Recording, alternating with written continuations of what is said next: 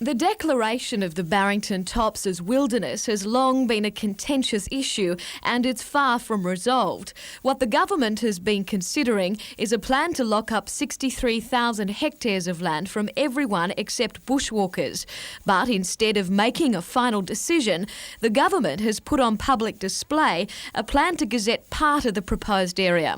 It includes just over 36,000 hectares of national park and a further 1,600 hectares of Water Corporation and Crown land. Excluded are 5 pockets of national park, including Devil's Hole and the Gloucester River Falls area. As expected, four-wheel drive enthusiasts aren't happy. They're going to take this area, which is going to really affect the recreational users, not only four-wheel drivers, there'll be fishermen, there's hikers, there's people who ride push bikes, all the aged, infirm, all those people there are going to be severely affected by this. What the government has yet to determine is how much state forest will be included in the Wilderness Declaration. 23,000 hectares have been suggested. If that is declared wilderness, then many believe it will have an enormous impact on the timber industry towns of Dungog and Gloucester. The government says it's waiting for the results of an interim forest assessment before deciding, but the Liberal member for Maitland, Peter Blackmore, believes it's only a matter of time. This is the beginning. You will see that full 63,000 hectares taken up with the Wilderness Declaration before too long. Not so sure, though, is the Wilderness Society. They say that by dealing with only half of the proposed area, the government is breaking an election promise. Well, we are concerned. Bob Carr's purported to be the greenest of green governments. He's backed down on a conservation reform, a very necessary conservation reform, if we're going to sort of head off any more extinctions of our wildlife. And I think that this just isn't good enough. The plan will be on display for a month at Raymond Terrace, Dungog, Gloucester and Muswellbrook. Jodie McKay, NBN News.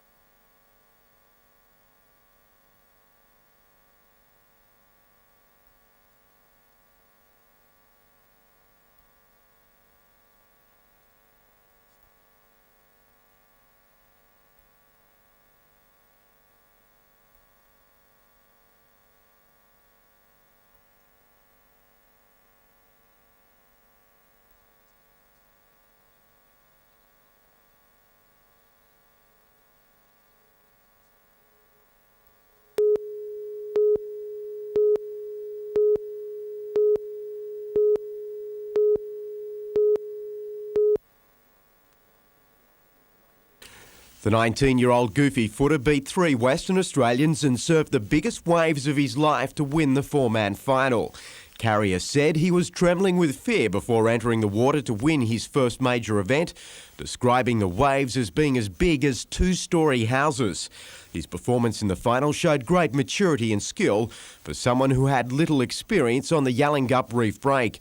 He defeated Paul Patterson, former world number 2 Dave McCauley and Taj Burrows for the Bears Bar Crown, is looking forward to the coming events in Western Australia. Next week we've got another one down here at Quarramup, so it's good to get down here and get some waves, because mainly the contests are held in really small surf, but over here it's usually 6 foot or bigger.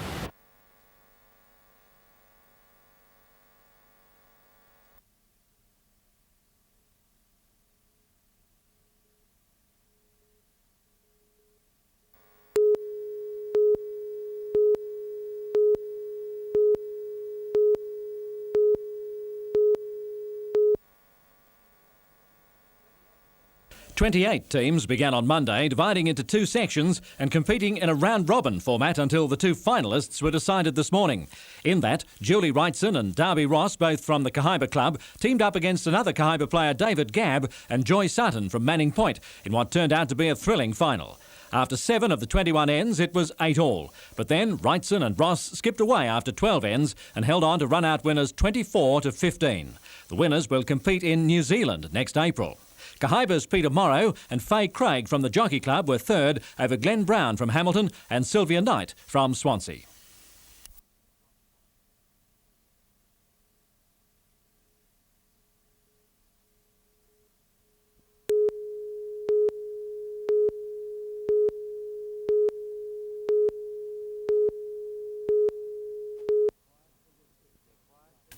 They're quiet and they're quick, and right now these mice are feasting on one of the Northwest's best crops of wheat and barley.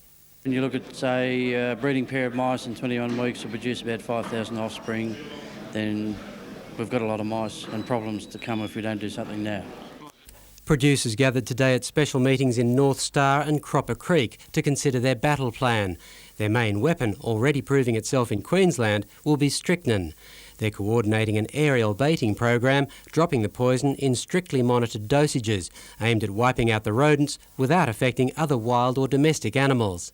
Yes, we've got the approval through for strychnine. We have a pesticide permit. It will be controlled fairly tightly because we don't want to lose it. If we manage to do a good job with this one, we might have it for future years.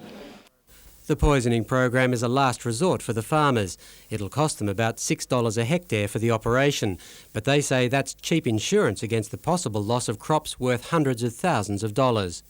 If we can get them, say, 4 weeks before harvest, I think we've got them beaten.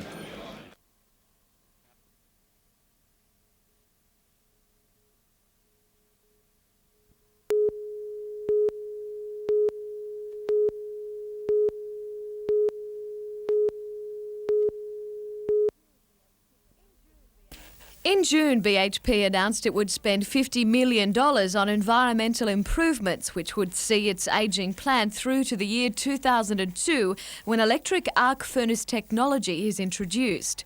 But the EPA believes the company may have to spend double that to meet tough new licensing requirements introduced today. We've signalled that we don't believe the works announced to date are adequate to completely satisfy all the environmental requirements, and so this spells out a program of works to achieve that.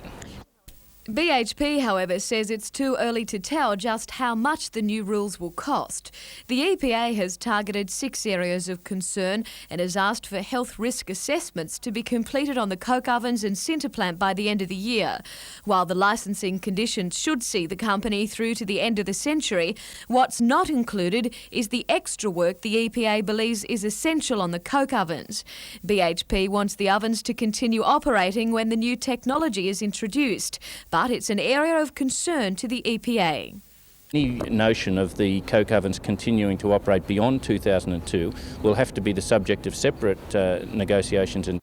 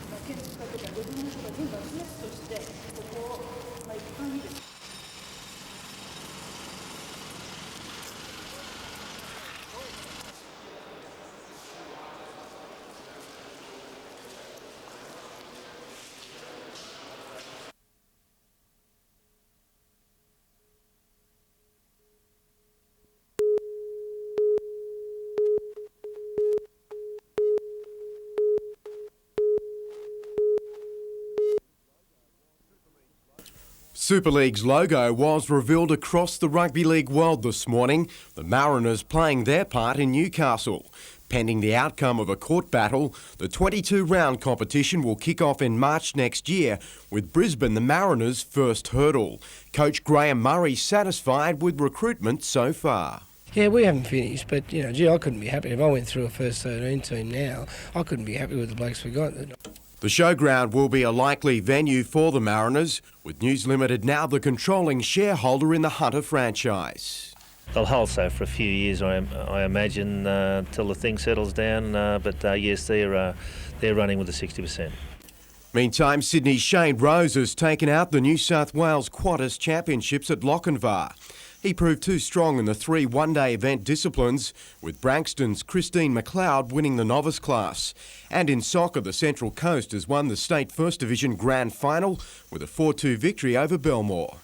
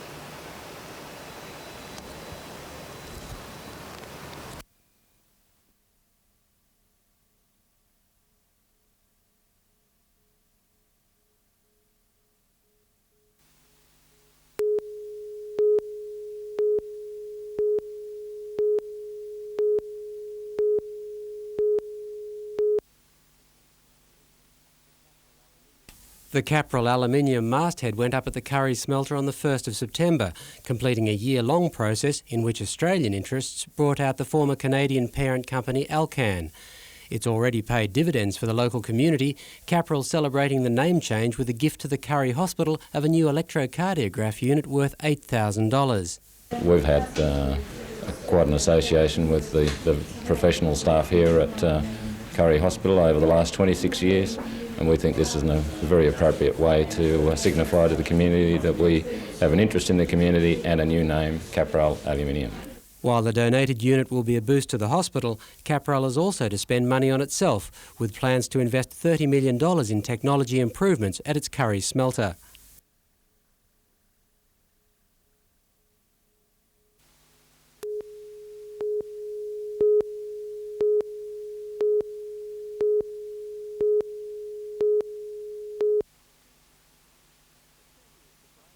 The centre is the brains trust of the Ganinan company that placed the machinery as conceived and designed, the largest source of railway rolling stock technology in Australia. Today, Transport Minister Brian Langton officially opened the building. The company is working on deals throughout Australasia. Next month it signs the biggest locomotive contract ever in Australia with the National Rail Corporation.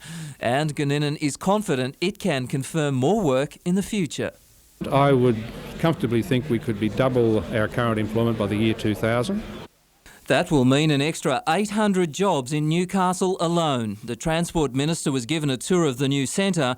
While in town, he confirmed the state government's determination to maintain the railway link into Newcastle CBD. We're going to make sure the line stays open all the way to Newcastle. Peter Ryan, NBN News.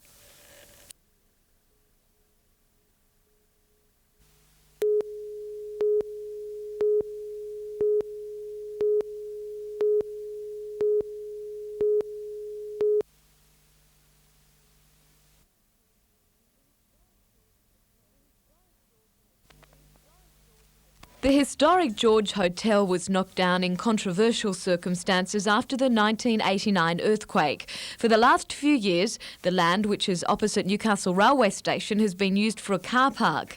Now, however, a consortium of 8 Newcastle and Sydney businessmen has big plans for the land.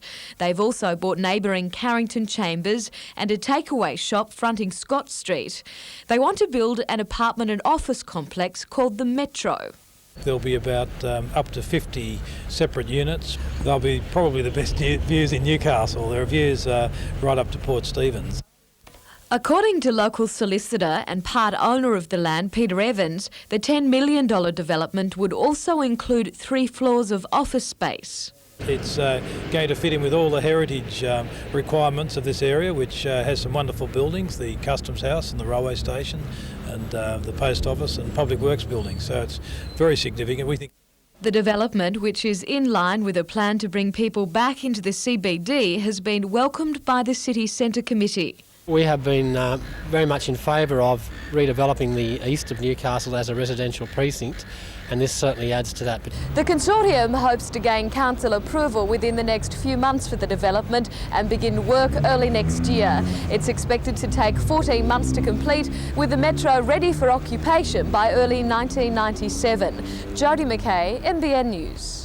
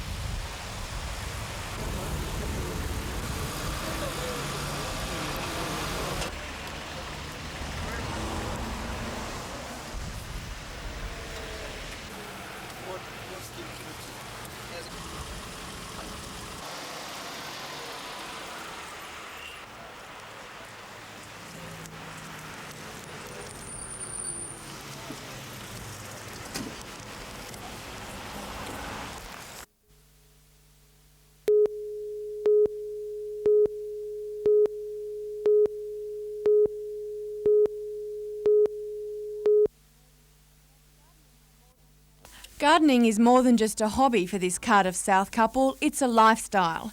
The Drews Garden in Lawson Road has been named the Grand Champion in the Newcastle Lake Macquarie area. According to Mr Drew, the secret is in the lawn. During the winter month, he sprays it with a solar heat substance. The keen gardeners lovingly spend about 3 hours a day keeping their back and front yard looking like something out of a fantasy world.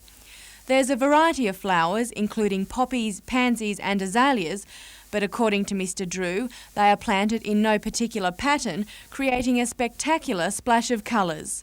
Amanda Bolger, NBN News.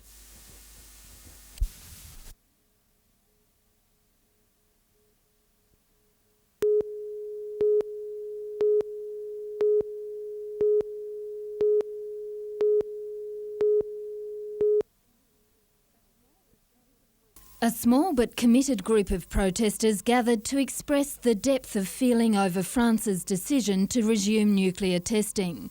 Among the group, federal MP Bob Brown, who this morning returned from a protest march in Tahiti at the weekend. I'm appalled at it, as is the overwhelming majority of the people throughout the world.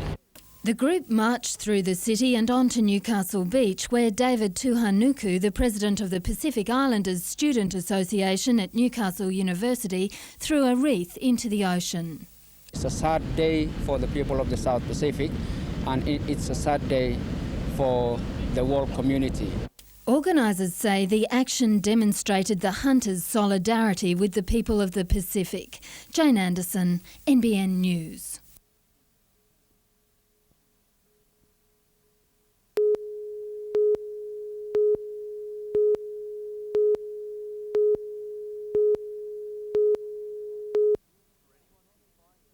For anyone confined to a wheelchair, it's not easy getting from point A to point B. And when obstacles like stairs get in the way, it can be downright impossible. Pity some of them never had themselves in the wheelchair and let me up and walk around. That's all I want to do. To ease some of these frustrations, Maitland councillors released a mobility map, a guide to wheelchair-friendly areas and businesses. It's an interim move until shopkeepers in particular appreciate the problems of the disabled. About 75% of the shops and the businesses in Maitland are inaccessible people with wheelchairs. And it's not just those in wheelchairs. Parents with young children in strollers can have real problems too. Peter Ryan, NBN News.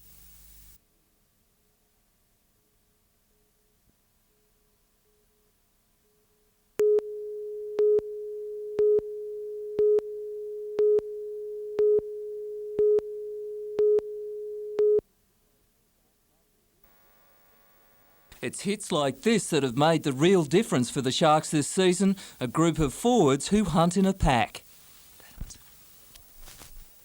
For the Knights' tough men, it's a point that's not lost. They're a good work rate pack, they go forward well, they do all the honest things well. Paul Marquette is made in the same mould. His form this year has been white hot, each week coming up with the big tackles and hit-ups, upstaging some of the more fancied name players. I just prefer to stay quiet in the limelight. The Knights say they have 3 games to go now. For Brett Grogan, who has made the team at Nathan Barnes' expense, it's a big chance at the big time. I'm just looking forward to a good defensive game, and if I get some clear space, I'll take it. Peter Ryan, NBN News.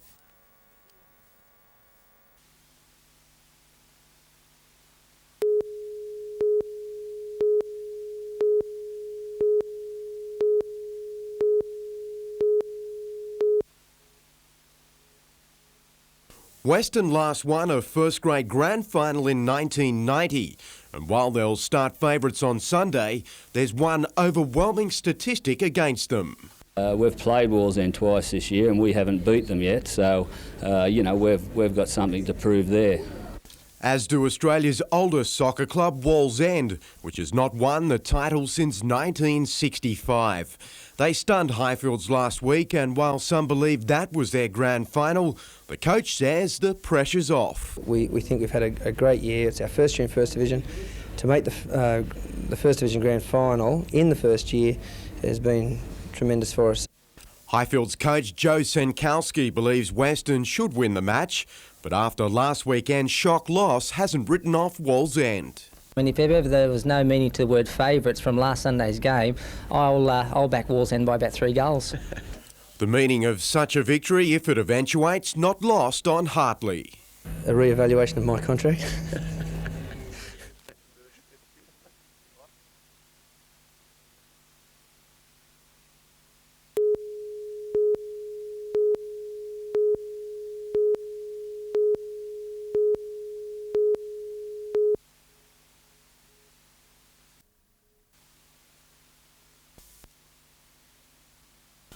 When he's not preparing speeches for Premier Carr or writing theatre, film and television scripts, Bob Ellis can be found mixing with the local member and the stage crew of a new play that's premiered in Newcastle, reflecting the life of Irishman Brendan Bean. He was an IRA bomber of some incompetence and an Irish patriot of the traditional sort who became an international celebrity and clown, and his contacts with the IRA continued throughout life, and they despised him for bringing ridicule on what they regarded as the movement, the religion. After finding fame and fortune as a playwright, Bean drank himself to death at the age of 41. While not envisaging the same fate, Ellis says he's grown fond of his onstage character. I was invited to do a reading of it, and the reading was startlingly successful, and I then became identified with the part and was invited back, and instead of having a midlife crisis, I decided to have a role on stage. At 53, Bob Ellis says he hopes to continue acting, which he's found an enjoyable break from writing. Which in the end is a very depleting and diminishing kind of work, and this is like a skiing holiday, like a mountain climbing holiday, like a holiday on the west coast of Ireland.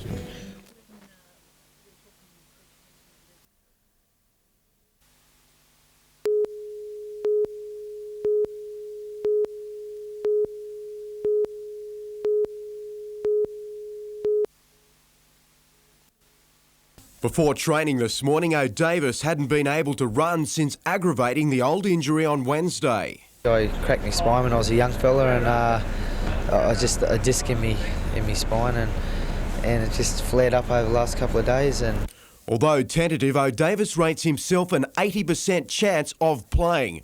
But a final decision isn't expected till later tonight, with teenager Owen Craigie likely to be on standby. I don't want to sort of preempt the situation just yet, but I've got some options in the back of my mind. O'Davis's wing partner Tony Herman has also been unable to train most of the week with a groin strain and hand injury, which will require painkilling injections before kick-off. I'll be getting another needle tomorrow, and I shouldn't be having any trouble running, I don't think. And just my hand probably too, be a needle in there as well. So.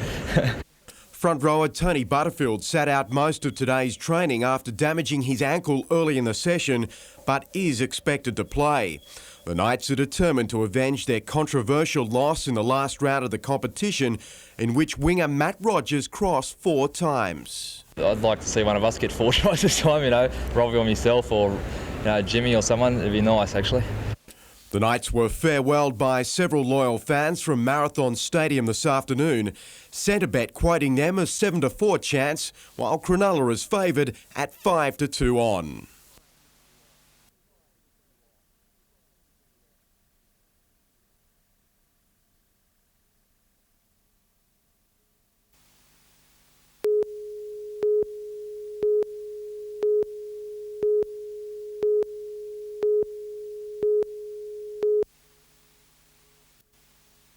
It's a bold push into green power from the Steel City. We had a 20-year plan, but the Olympic Games will bring that plan back to about a 5-year plan.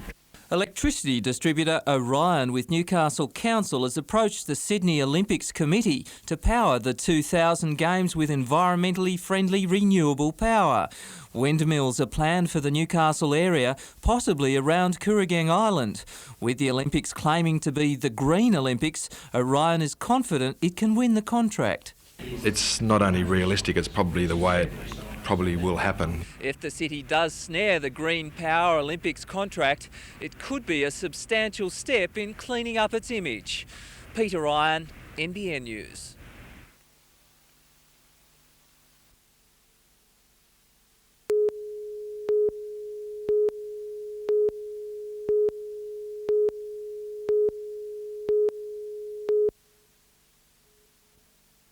It's a tragic sight for Brenda and Doug Hilton, the 100-year-old property they lease wrecked by fire. Just before 4 this morning, Doug was woken by their barking dog, forcing him out of bed. As soon as I walked around and had to come back around the hallway, it was just dense black smoke, and that was it, just out. That was it. It was just a case of fleeing the building with their lives. Everything we own, everything we've worked for the last 4 years is in there, gone. How does it make you feel? You're obviously sad today. Not real good.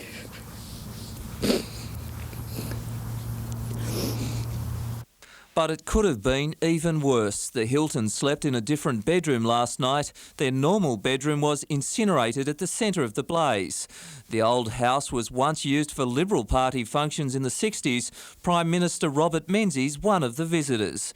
These days it's used for functions like weddings. The fire is a devastating blow for the many young couples who had booked the centre.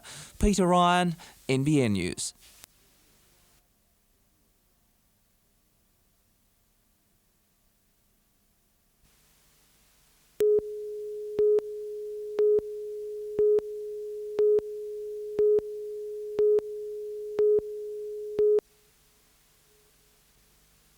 People were getting in early this morning to vote. In Newcastle, the returning officer was surprised by the number of people who weren't even aware an election was on. Others didn't know where they could cast their vote. A lot of people still thinking that they could vote for places like Lake Macquarie, Port Stephens, Maitland, etc. in Newcastle. The message really didn't get around that there was no such thing as absentee voting. Similar problems were found at Lake Macquarie. It's expected, despite warnings of a $50 fine, 10% of eligible voters did not register today. Trends on elections across the region are expected by about 10 tonight.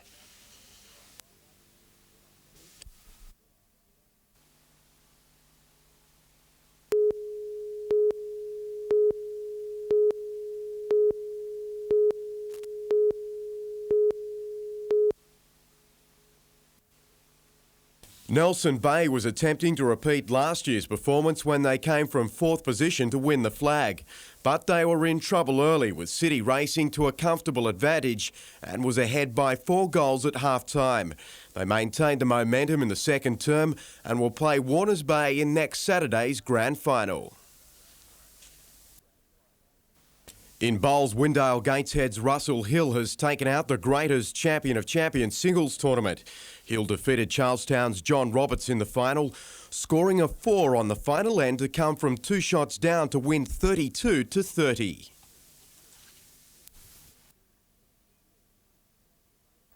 And in baseball, University has taken out the Newcastle Grand Final with a thrilling one-run win over Belmont.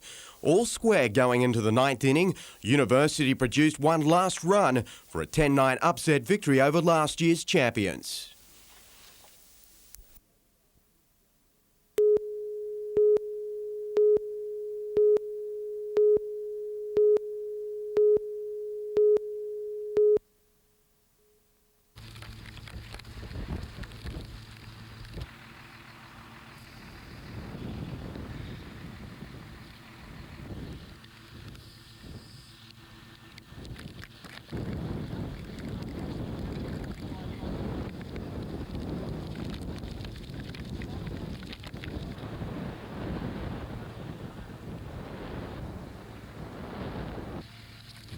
No, I know.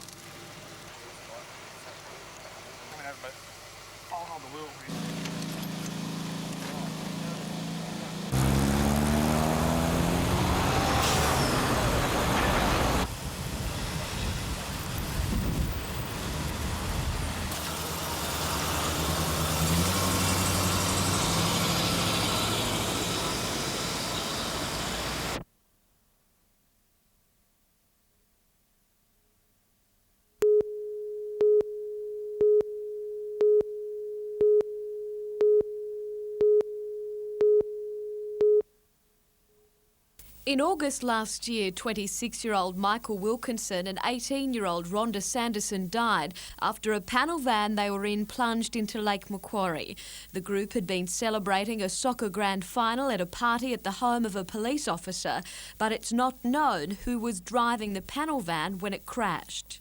33 witnesses will be called before the inquest, with much of the evidence similar to that already given at a district court trial in May. There, 18-year-old Jane Barry was acquitted of driving offences relating to the deaths of Michael Wilkinson and Rhonda Sanderson. A jury found there was not enough evidence to prove Miss Barry was the driver. Today, Sergeant Carl Padgett told how it was his belief the group would stay the night at his Boolaroo house. He said he warned them not to drive home, saying they'd all been drinking. He, however, made no attempt to take the keys away from the owner of the van, Justin Tredenick. Also in contention, which way the van was facing when it was parked outside the Padgett's house in the early hours of that morning, and the path it took on its fatal journey. Two neighbours today gave conflicting evidence, neither sure who was driving the van. The inquest continues tomorrow.